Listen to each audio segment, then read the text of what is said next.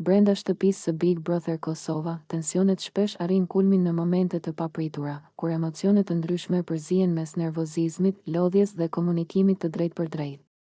Një prej këtyre momenteve ndodhi kur Alba shpërtheu duke komentuar gjendjen e Fjollës dhe ndërveprimet e banorëve të tjerë, duke nxjerrë në pah konfliktet që zakonisht qëndrojnë të fshehura pas buzëqeshjeve dhe batutave të përditshme. Alba, me një ton të prerë dhe të ndjerë, u shpreh se Fjolla nuk është mirë nga trute e kokës, duke treguar shqetësimin e saj për mënyrën se si Fjolla po vepron dhe po ndikon në dinamikën e shtëpisë.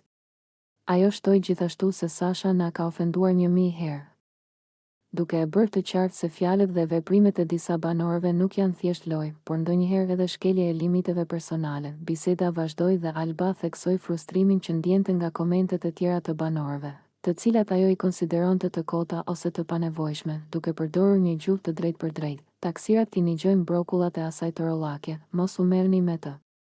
Ishte një mënyrë e fortë për të treguar se nuk do të lejonte që përplasje të panevojshme të ndikojnë tek ajo dhe se disa konflikte nuk meritonin vëmendje, por në këtë atmosferë, reagimet e banorëve të tjerë nuk munguan.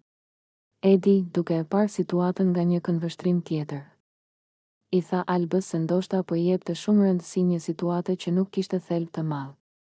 Ndërsa Hygerta, me qetësinë dhe përvojën e saj, komentoi se ti s'ke kapacitet, duke i dhënë një paralajmërim të matur, si një kujtesë se në këtë lojë duhet të menaxhosh emocionet dhe konflikte me kujdes. Kjo situatë e përshkruan bukur kompleksitetin e ndërveprimeve në Big Brother Kosova, emocione të forta, shprehje të sinqerta, tensione midis personaliteteve të ndryshme dhe mënyra se si banorët përpiqen të gjejnë ekuilibrin midis vetes dhe të tjerëve. Fjolla, Alba, Sasha, Edi dhe Hygerta treguan të gjithë se nën dritat e kamerave dhe izolimin e së